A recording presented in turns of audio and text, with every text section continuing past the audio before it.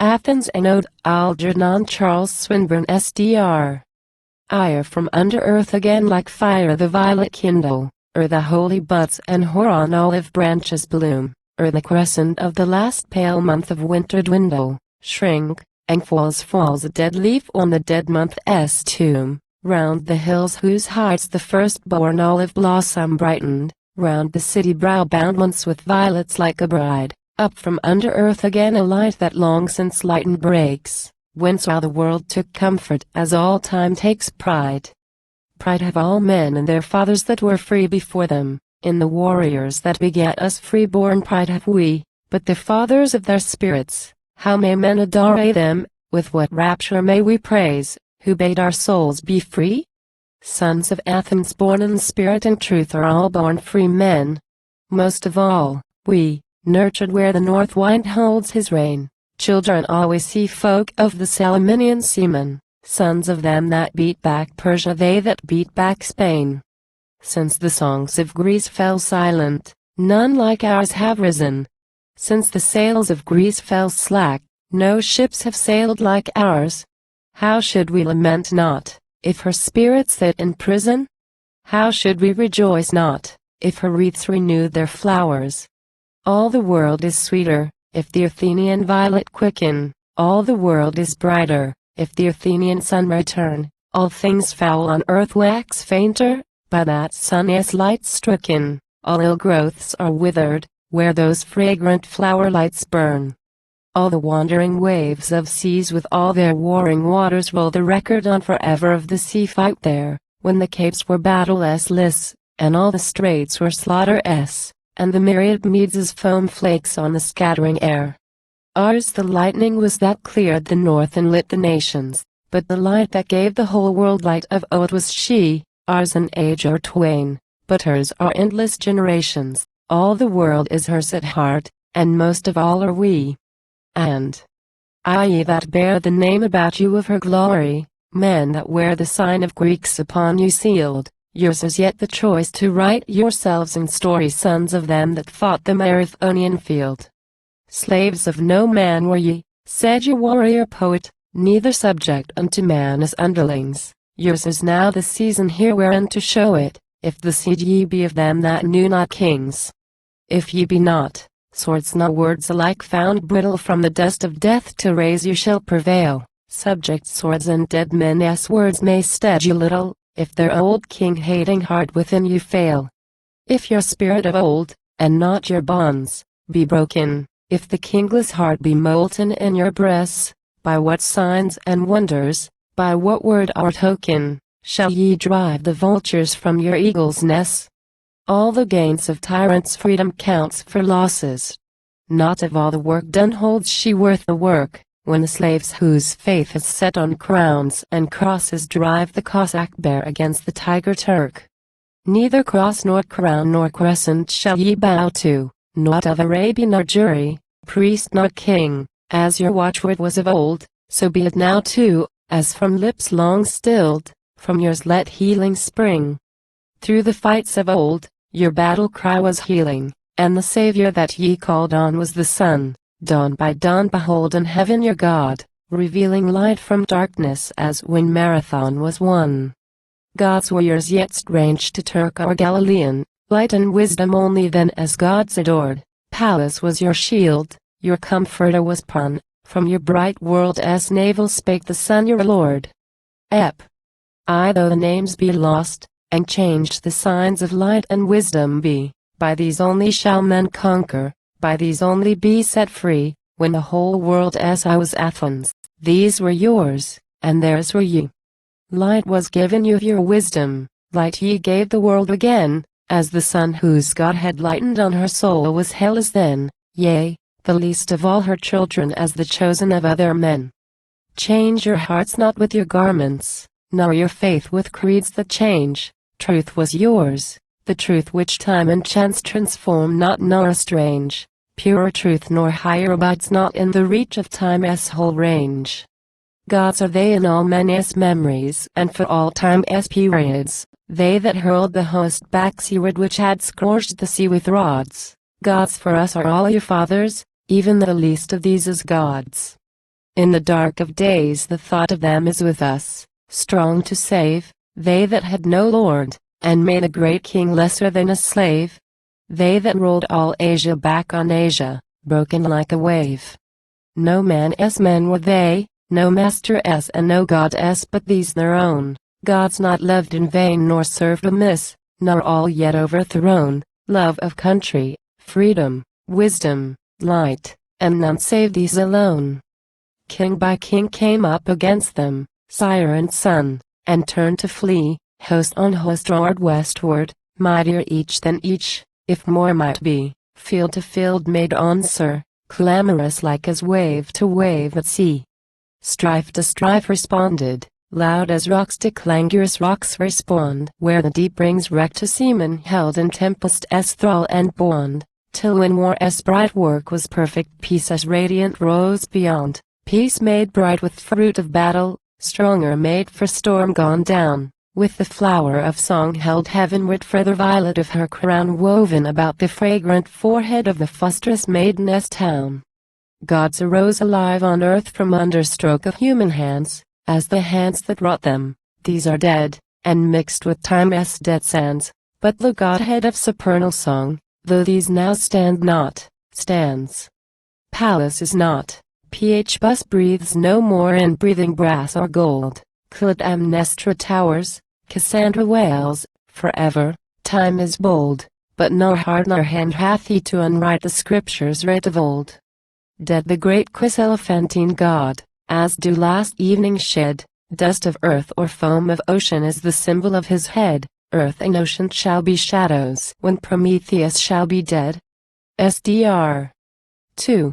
Fame around her warriors living rang through Greece enlightened, moving equal with their stature, stately with their strength, Thebes and Lacedaemon at their breathing presence brightened, sense or sound of them filled all the live land's breadth and length.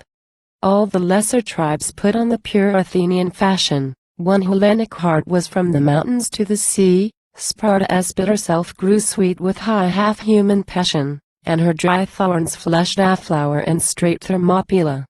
Fruitless yet the flowers had fallen, and all the deeds died fruitless, save that tongues of after men, the children of her peace, took the tale up of her glories, transcient ales and rootless, and in ears and hearts of all men left the praise of Greece. Fair the wartime was once still, as beacon answering beacon, sea to land flashed fight, and thundered note of wrath or cheer. But the strength of noonday night hath power to waste and weaken, nor may light be passed from hand to hand of year to year. If the dying deed be saved not, ere it die forever, by the hands and lips of men more wise than years are strong. If the soul of man take heed not that the deed die never, clothed about with purple and gold of story, crowned with song. Still the burning heart of boy and man alike rejoices, hearing words which made it seem of old for all who sang that their heaven of heavens waxed happier when from free men's voices well-beloved Harmodius and Aristogiton rang.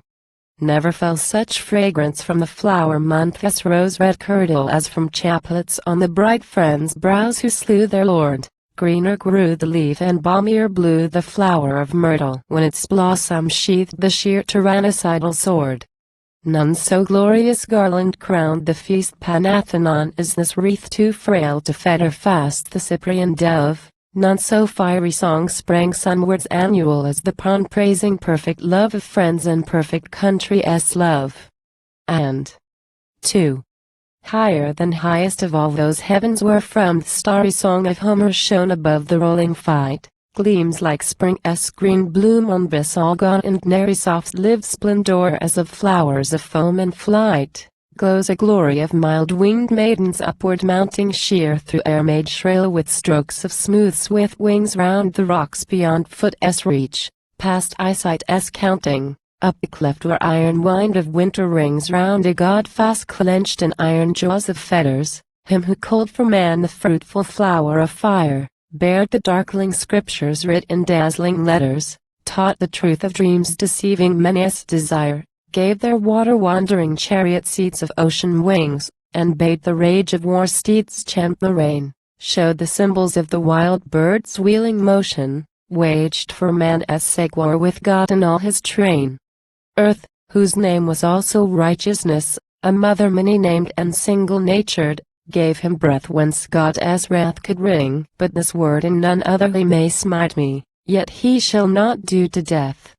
Him the tongue that sang triumphant while tormented sung as loud the sevenfold storm that roared eerie while round the towers of Thebes till wrath might rest contented, sang the flight from smooth soft sanded banks of Nile, when like meatless doves that fly from snare or tether came the suppliants landwards trembling as they trod, and the prayer took wing from all their tongues together. King of kings, most holy of holies, blessed God. But what mouth may chant again, what heart may know it, all the rapture that all hearts of men put on wing of Salamis the time-transcending poet sang, whose hand had chased the Med at Marathon. Ep. 2. Darker dawned the song with stormier wings above the watchfire spread whence from Ida toward the hill of Hermes leapt the light that said Troy was fallen, at arch funereal for the king's triumphal head.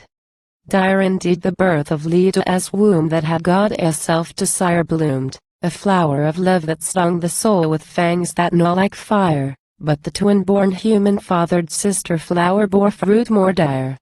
Scarce the cry that called on airy heaven and all swift winds on wing, wells of river heads, and countless laugh of waves past reckoning, earth which brought forth all, and the orbed sun that looks on everything, scarce that cry fills yet men's hearts more full of heart-devouring dread than the murderous words said mocking, how the child whose blood he shed might clasp fast and kiss her father where the dead salute the dead.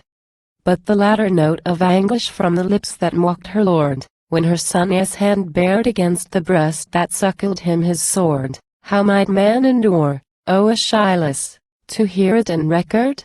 How might man endure, being mortal yet, O thou most highest, to hear? How record, being born of woman? Surely not thy furies near, surely this beheld, this only, blasted hearts to death with fear. Not the hissing hair, nor flakes of blood that oozed from eyes of fire, nor the snort of savage sleep that snuffed the hungering heart's desire, where the hunted prey found hardly space and harbor to respire. She whose likeness called them sleep ye, ho? What need have you that sleep?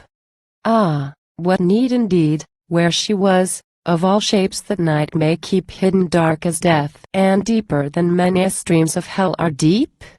She the murderess of her husband, she the huntress of her son, more than you was she, the shadow that no god withstands but one, wisdom equal-eyed and stronger and more splendid than the sun.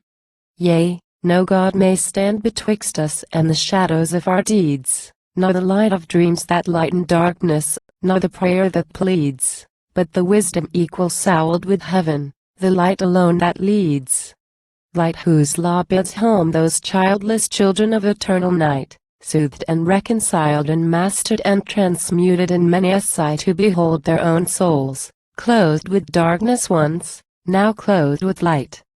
King of kings and Father crowned of all our fathers crowned of yore, Lord of all the lords of song, whose head all heads bow down before, glory be to thee from all thy sons and all tongues evermore. SDR 3. Rose and vine and olive and deep ivy bloom entwining close the goodliest grave that ere they closeliest might entwine keep the wind from wasting and the sun from too strong shining where the sound and light of sweetest songs still float and shine. Here the music seems to illume the shade, the light to whisper song, the flowers to put not odors only forth, but words sweeter far than fragrance. Here the wandering wreaths twine crisper far, and louder far exults the note of all wild birds. Thoughts that change us, joys that crown and sorrows that enthrone us, passions that enrobe us with a clearer air than ours, move and breathe as living things beheld round white Colonus, audibler than melodies and visibler than flowers. Love, in fight unconquered, love, with spoils of great men laden, never sang so sweet from throat of woman or of dove, love, whose bed by night is in the soft cheeks of a maiden, and his march is overseas, and low roofs lack not love. Nor may one of all that live, ephemeral or eternal, fly nor hide from love. But whoso clasps him fast goes mad. Never since the firstborn year with flowers firstborn grew vernal such a song made listening hearts of lovers glad or sad. Never sounded note so radiant at the rayless portal opening what on the all-concealing lowland of the dead is the music mingling, when her doomsday marked her mortal, from her own and old men's voices round the bride's way shed, round the grave her bride house, hewn for endless habitation, where, shut out from sunshine, with no bridegroom by, she slept. But beloved of all her dark and fateful generation, but with all time's tears and praise besprinkled and bewept, well beloved of outcast father and self-slaughtered mother, born, yet unpolluted, of their blind incestuous bed. Best beloved of him for whose dead sake she died, her brother, allowing by her own life's gift her own born brother's head, and 3. Not with wine or oil nor any less libation hallowed, nor made sweet with humbler perfume's breath. Not with only these redeemed from desecration, but with blood and spirit of life poured forth to death. Blood unspotted, spirit unsullied, life devoted, sister too supreme to make the bride's hope good, daughter too divine as woman to be noted, spouse of only death in midless maidenhood. Yea, in her was all the prayer fulfilled, the saying all accomplished, would that fate would let me wear hallowed innocence of words and all deeds, weighing well the laws thereof begot on holier air, far on high sublimely stablished, whereof only heaven is father. Nor did birth of mortal mold bring them forth, nor shall oblivion lull to lonely slumber. Great in these is God, and grows not old. Therefore even that inner darkness where she perished surely seems as holy and lovely, seen aright, as desirable and as dearly to be cherished, as the haunt closed in with laurels from the light, deep and wound with olive and wild vine unwoven, where Godhead known and unknown makes men pale, but the darkness of the twilight noon is cloven still with shrill sweet moan of many a nightingale. Closer clustering there they make sweet noise together, where the fearful gods look gentler than our fear, and the grove thronged through with birds of holiest feather grows nor pale nor dumb with sense of dark things near. There her father, called upon with signs of wonder, passed with tenderest words away by ways unknown, not by sea storms stricken down, nor touched of thunder, to the dark benign deep underworld, alone. Ep. 3. Third of 3 that ruled in Athens, kings with sceptral song for staff, gladdest heart that God gave ever milk and wine of thought to quaff, clearest eye that lightened ever to the broad lip's lordliest laugh. Praise be thine as theirs whose tragic brows the loftier leaf ungirds for the live and lyric lightning of thy honey-hearted words, soft like sunny dewy wings of clouds and bright as crying of birds, full of all sweet rays and notes that make of earth and air and sea one great light and sound of laughter from one great God's heart, to be sign and semblance of the gladness of man's life where men breathe free. With no loxon sound obscure God uttered once, and all time heard, all the soul of Athens, all the soul of England, in that word, Rome arose the second child of freedom, northward rose the third. Ere her boreal dawn came kindling seas of foam and fields of snow, yet again, while Europe groaned and grovelled, shone like suns aglow Darius splendid over Genoa, Venice bright with Dandolo.